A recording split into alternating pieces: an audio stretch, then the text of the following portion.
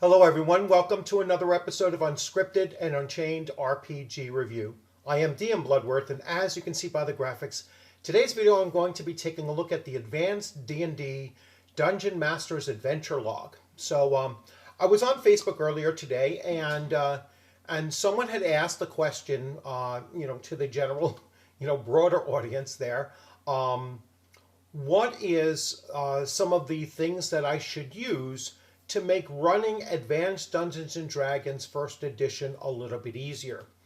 There were several suggestions. One of which was to have the GM screen and utilize the GM screen.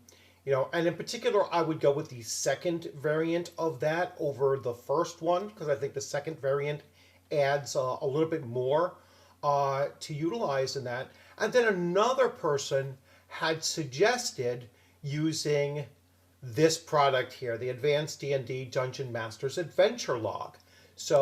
This is not something that I had back in the day. It's not, so I looked to see, well, let me take a look at this. Let me see if it's something that I might try to track down and purchase. And so I grabbed the PDF from an archive site just to take a look at it before I decide to go forward with a purchase on eBay, because this thing is obviously out of print and whatnot. So once I started taking a look at it, I was like, oh my gosh, this thing is incredible. And so that's what I'm going to spend some time with in this review. And then I will most likely go out and try to get a physical copy of this to add to my collection. As many of you may know, I run AD&D First Edition fairly often, and I'm actually I just started a new bi-weekly campaign Friday nights, and this Friday is our game night, where we are entering our second session, second playing session this Friday. So I'm really excited about that, and discovering this is actually going to make my life a little bit easier. Plus also I think add an element of record keeping that I think is really important for a dungeon master, especially with the old school. I'm going to make that argument, especially with old school game systems. I think that this is going to, really shock you. Then there's another page that shows a sample group which just blew my mind. So let's get right into it. So here we have the adventure log, and I will expand this so you can see everything a little bit clearer. And so this was 1980. This was printed, so came right along with the core rule books that span from 79 through 80. And here we go. So how to use this product. This product has been designed to assist a dungeon master by organizing information about the player characters and their adventures in his or her campaign. These sheets will provide easy reference about a character's abilities and combat adjustments, and at the same time will allow the DM to precisely check what has occurred in an adventure. Furthermore, by keeping sheets detailing past adventures, the DM will be able to record secret information without losing it. These sheets have been drilled for use in a 3-ringed binder, but have not been perforated for removal. All right, so that's just getting into the physical content of it. Character name, you're going to put the player's name, the character class, and level. So you're going to use these abbreviations for the classes. The races and sex, you're going to use these abbreviations for both the racial attributes and the gender of the characters. Magic items and special abilities. Combat adjustments, that's the pluses or minuses to both hit and or damage. Armor class and type. So whether it's a shield, studded leather, and whatnot, and then the armor class rating that is possessed. The marching order. So basically, and I like this though because they said writing the number of characters marching order may be arranged for 5 foot wide, 10-foot wide and 20-foot wide corridors in the space allowed. It may be convenient to imagine one shaded block as being equal to 5 feet in width. Monster number, so this is where you're annotating the number of creatures and the type of creatures that that were encountered. Then light, and light has an impact on to hit chances and whatnot. Unusual events, treasure number. This may be the same as the number of the monster which guards the treasure, or may be entirely different according to the DM's wishes. Treasure type. In some situations, the DM may wish to indicate the treasure type found, especially in wilderness situations, and so on. And so here we go with the combat modifiers, and it has all of the to hit modifiers, including whether there's a protection spell in place, light, and or / darkness, bless, with the pluses and minuses, chant, prayer, holy word, pain, symbol of pain, which is either a -4 or a -2, scare, enchanted weapons, give pluses, opponent slowed, gives a +4 if the opponent is slowed to hit, blur, -4, hate and emotion gives you a +2 to hit if you hate the creature that you're attacking, or rage emotion is a +1, improved invisibility, and so on and so forth, right? Two weapons, the second weapon attack is at a -4. Two weapons, the prime weapon is at a +2, is at a -2. So anytime you're doing dual combat, you're going to have minuses to both of those attacks. Moderate intoxication, you're going to have a -1.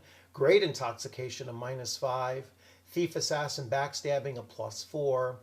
Giant versus small, a -4. Dwarf versus half-orcs, orcs, goblins, and hobgoblins, a +1. Gnomes versus kobolds and goblins, a +1. And so on and so forth. We have damage modifiers, whether you're blessed or chant, prayer, or hate and rage. Those will add pluses to your damage rolls. Your armor class modifiers. So Otto's Irresistible Dance will give you a -4 to your AC. Tensor's Transformation will give you a -4 to AC. Rest in peace, Ernie Gary Gygax Jr. Flank attack, AC without shield, AC without shield, rear attack, flank attack again, no dexterity bonus, and so on and so forth. Missile fire, target has 25% cover, +2 to armor class bonus. Target has 50% cover, +4. Target is 75% covered, +7. Target is 90% covered, +10, and so on and so forth. Progression on the combat tables. A 21 is a natural 20 plus at least one plus a +1 bonus. Natural 20, going all the way through. 20 die rolls plus the bonuses total. So these are, the various ways, the best combat results, right? So a natural 20 plus any bonuses is actually the best roll that you can possibly get. All right, and then typical inhabitants. This is setting the hit points for 0 level characters, essentially, or less than 0 level characters. Sedentary means occupants are those who are individuals, does nothing, or is a clerk, scribe, or something. That's pretty funny. Active occupations are those involving considerable movement and or activities such as a serving maid, carpenter, etc. Laboring is a farmer, miner, and most menial labor tasks. Surprise and the various modifications for surprise, encounter reactions, encounter distances. This is something I think is very, very useful because oftentimes you're trying to figure out what is the distance when they do this random encounter, and And so this is a very nice thing to do when encounters occur. The distance between the concerned parties will be 5 to 10 inches. So d6 plus 4, subject to the following modification factors and whatnot. So that's a good thing to keep in mind. Detection of invisible table. So it just gives you a wide variety of listening at doors, a wide variety of modifiers and examples of things that you can utilize as a dungeon master to make your life a little bit easier. Now here is the actual sheet that you would use, and you print out one of these. This is the actual adventure log. All right, so you have the character number. So 1, 2, 3, 4, 5, 6, 7, 8. I believe they have 1, 2, 3, 4, 5, 6, 7, 8, 9, 10. Oh, 10. 10 slots. That's a large party if you're going to do that. Player name, character name, the class and level, the race and sex, the alignment, special abilities. So you would list anything, including magic items or personal abilities. Their combat adjustments, so the pluses to hit, the pluses to damage, or the minuses. Armor class and the type. Then we go to hit points, overall hit points of the character. Here we go to the marching order. Once again, light, who has a light source. So you would number those, player characters 1 and 2 have a torch. Character 5 has a lantern. Character 6 has a staff with a continual light cast on it. Now, monster name, so the number, monster name, hit dice, hit points, armor class, their movement, their attacks and defenses, and their damage. All right, how much damage they had taken, or damage type. I'm sorry, damage type. Then number, type, and treasure, and unusual events. So let me show you. So becoming lost, there's some more charts here about how to handle, whether or not you become lost in wilderness travel, and this all deals with wilderness travel at this point here. This is what really blew my mind. And one more time. So, sample adventure log pages. So just looking over this really blew my mind. Looking at not just the detail of it, but looking at who is actually participating in this. So we have David Zeb Cook, we have Helen Cook, we have Kevin Hendricks, Jeff R. Leeson, Steve Marsh, Jolan Moldvay, Rebecca Moldvay, Tom Moldvay, Lauren Schick, and Gene Wells. And here are their characters here. Sorry, let me turn this thing off. We have the characters here. So we have Fred, 9802. Interesting. Knock Grafton, Black Dougal, Harry Furryfoot, Eliseo Morningstar, Yolanda Mirabellis, Sister Rebecca, Morgan Ironwolf. So you'll recognize Morgan Ironwolf from her character portrayal in Tom Moldvay's Dungeons and Dragons, his basic set. L. Ron Hubbard is very interesting. I guess Schick is a L. Ron Hubbard fan. And then LaCasla. And here are their level range here. So you have a fighter 5th, a thief 7th, a ranger 7th, a fighter thief 6th. You have a magic user fighter 5th. We have a magic user 6th, a cleric 7th, a fighter 8th, a magic user thief 6th level, and an illusionist 7th level. Some of their weapons here are their modifiers to both hit and damage, their armor class, and then type, plate and shield 0, their hit points and whatnot. Then I got over to here and I started looking at what they actually encountered during this adventure. Now, I don't know if this is the entire adventure from start to finish or if it was just a session or two that they were involved with here, but we have various marching orders. We have who's carrying what as far as light. And here's the monsters that they faced. They faced 4 gargoyles, 3 ogres, 42 orcs, 2 minotaurs, 17 gnolls, a fire giant with 51 hit points, 11 plus 3 hit die, a lurker above, 3 giant spiders, 2 manticores,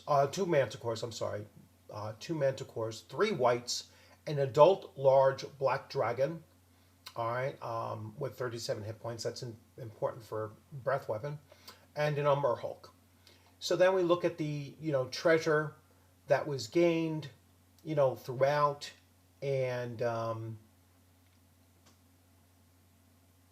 mostly monetary treasure that we have here, with the exception of the control ring of delusion, staff of striking. So we do have some potions and scrolls and such mixed in here. But here is the unusual events. So Morgan Ironwolf's constitution was a +1 from the magic chair. Fred 9802 talked back to Odin and lived. Black Dougal was slain by the fire giant. All right. Knock Grafton pocketed the Ring of Delusion without the knowledge of the party. Sister Rebecca falls in a valiant combat with the Black Dragon. So, of this party of 10, 2 of the player characters were actually killed during this adventure. And that really, that really came back to me, and saying even with the, moderately leveled characters here and a very large group, there's still challenge here. You still have 2 player characters. The ranger, 7th level ranger, is killed, and and as well as Sister Rebecca. So Sister Rebecca, which was Rebecca Moldvay's character, a 7th level cleric, was also killed. So really, you gain a lot of knowledge from this. Let me flip this one more time. And you get a lot of knowledge from what's going on here. And then here we have, this item is only one of many popular playing aids. So here is just a combination of the 2, which you could probably put on landscape and print it out in landscape form, as well as having these set up here. I would probably still do these in landscape also, just to give you added space to print out that information. So anyway, I'm definitely putting this to use. All right, and this upcoming Friday's game session will very likely be the first time that the player characters are involved in a combat. So I'm looking forward to that as well. And I'm going to come back at you with a recap, both for the AD&D First Edition for the modern player, for their education on how AD&D First Edition combat looks when it does take place, and how it might be different from what they're familiar with. And then also by utilizing, this resource, all right, so the adventure log, they'll also see how I detail out the next session based on that adventure log, and see how it works out for everyone concerned, both for myself as a dungeon master, for my players, so that they can see kind of like this is what adventure logs are going to look like moving forward. And then also for the viewers here on the channel to see, how you can implement this. If I do find a good copy of this, a physical copy of this online that's fairly cheap, I will also purchase that, and when it arrives, I will show you how that looks, physically in hand as well. So I hope you enjoyed this video. Please remember to subscribe and hit the alert button, and like the video if you enjoyed it. Leave your comments and questions in the comments section. I really do value those the most. As you can see, when I'm looking at throughout the internet, looking at the various social social sites that I go to, and I find these little nuggets of inspiration as well, and I always bring it back to the channel. And my greatest inspirations always come from you, the viewer who leaves comments in the comments section. So I really do appreciate those, and I hope to continue to keep on delivering to you the content that you're looking for, the content that you find interesting. So you will have a great rest of your day. Thanks for joining, and I look forward to seeing you on the gaming screen or at a convention sometime soon. You all take care. Thank you.